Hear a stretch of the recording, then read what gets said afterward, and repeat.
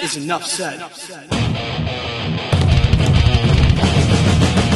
Happy Tuesday, Heat Nation! Ernest here, back with another Miami Heat Talk video. Before we get started, you guys, sorry to bug you, but I gotta ask, show the channel some support by liking the video. Do not forget to subscribe to the channel. We are pushing close to 5,000 subscribers. I appreciate everybody's support. Now, together, let's go on another Miami Heat Talk adventure. Before we get to today's topic, you guys, just a little reminder. Today, the Miami Heat do have another game against the Milwaukee Bucks. Love the NBA season, man. It's not just one game a week. You got 3-4 games a week. Sometimes you don't have any plans.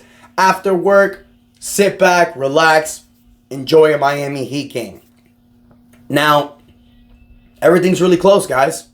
It's like I mentioned in yesterday's video. Every game counts. This is the Eastern Conference.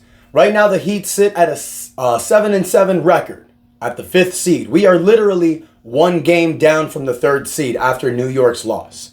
So, this is really important to win this game. Now, look, it's only game 15. It's not like if you win tonight, you're going to make it into the playoffs tomorrow. But fact of the matter is that these games are very crucial and important, especially that you have Charlotte and Toronto after this game in Milwaukee. Those two are very winnable games. You win tonight, you take and then you win those next 2 games, you can possibly see yourself as the 3rd seed moving forward. Every game counts, which is funny as hell, because if you reverse the seeds, if you look at the Western Conference, the Heat would probably be fluttering around the 11th, 10th seed in the West. But in the East, they're the 5th seed. It's crazy the difference between the two. But it is what it is. I love that we're a team in the Eastern Conference because we got a fighting shot. Every game counts. Now, I have mentioned earlier, you guys, about my biggest problem with the Miami Heat team this season is the lack of having a consistent roster, is a lack of having a consistent lineup. Spo flutters and plays with a lot of positional players. And this video is more about the 9th man rotation, because I've said it a lot of times before. You really go matchup driven. And we've seen the starting lineup. It's with the assumption of who starts in the power forward, whether it's Jovic or Highsmith. But it's going to be Jimmy, Bam, Tyler, and Terry Rozier. Most likely Jovic will be the 5th guy or Highsmith. You're having Jaime Jaquez, Duncan Robinson, and Kevin Love as your main guys coming off the bench. And then that 9th spot usually flutters. It could be Alec Burks. It could be Josh Richardson. It could be, at times, even Haywood Highsmith. But then at times, it could be the guy who we're talking about today. The guy that I feel should probably start taking a stranglehold for that 9th man spot. And it's not our 1st round draft pick. Miami Heat have done it again, ladies and gentlemen. It's the 2nd round draft pick, Pelle Larsson. I mentioned it briefly in the last video, but the last game against the Dallas Mavericks, this kid blew up. 37 minutes, playing crucial minutes in overtime, 14 points, 5 rebounds, an assist, a steal. But the main thing that really impressed me about Pelle Larsson was his defensive presence, locking down Kyrie Irving in overtime, taking the defensive responsibility, hitting the 3-point shots when called upon. Man, if you ask me, I'm not saying his game is exactly like his, but the fact that he wears number 9, he's in the Miami Heat, and he's a 3-and-D player, his game reminds me so much of Thunder Dan Marley.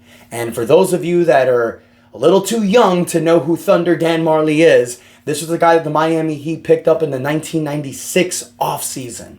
And he was a crucial part in the Miami Heat's first culture team with Alonzo Mourning, Tim Hardaway, Jamal Mashburn, P.J. Brown, LaShawn Leonard, and them boys. Dan Marley was the main guy that came off the bench. Number 9, he was the 6th man. He was a 3-point specialist, but most importantly, he was a lockdown defender. He was the guy that would take the responsibility, usually guarding the team's opposing best player, he and Keith Askins. So I'm loving Pelle Larsson because on this particular team, I'm not saying that his game is exactly like Dan Marley's. I'm talking about the role. The guy that comes off the bench and is an igniter offensively, but can lock down people defensively. And let's look at Pelle Larsson's numbers for this year, you guys. He was drafted number 44, 2nd round pick. The Heat traded down for him, so that was funny. He's played 9 games so far, average about 15 minutes a game. He's averaging 6 points a game, 1.5 rebounds, 1.5 assists, about 0.6 steals per game. He's averaging almost 60% from the field, 43% from the three-point line, which is big in today's NBA. You know, the last game against Dallas Mavericks, he got, 50% from the three-point line, 75% for the field. This is a guy that can be called upon in those big moments. And he's proving that he can be trusted with big minutes. Now, he's a rookie. Mistakes will happen. But I think that he's earned his spot on the rotation, which is crazy because we're talking about the second round pick, when in reality, the Heat spent their 15th pick with Pelle Larsson. I've been a big proponent saying the Heat should play Pelle Larsson, especially against that game against Dallas. When you were playing against guys like Derek Lively and Daniel Gaffer, you needed a paint-present player like Pelle Larsson. But as I've mentioned before, I understand what Spo's doing. He's redshirting Pelle Larsson for the first half of the season. He wants him to sit down and learn. We saw the same thing with Bam Adebayo and Nikola Jovic. With bigs, Spo takes his time with them. This is a proven track. Usually either the second half of their first year or their second season. That's when Spo plays these players a lot. So I know it's frustrating, but at the end of the day, Spo is one of the best coaches in the NBA for a reason. He sees something that none of us are seeing. I understand that Pelle Larsson can block the hell out of a shot, can rebound and score in the paint and hit the occasional three. But there's a lot of other things that go into being an NBA player that he's probably not doing that we're not seeing. So I trust Spo.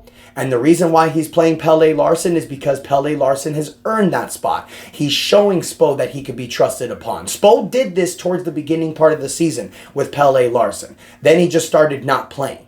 But you're seeing something in Pelle Larsson, you guys. He's a very confident player. And this is another reason why I think that he's playing more. He's a 4-year college player. Spo loves that. We saw the same thing with Jaime Jaquez last year. With 4-year players, they come to the NBA ready. And obviously, if you're playing in this Miami Heat system, in this Miami Heat culture, and you're getting minutes like this, it's because Spo sees something in him.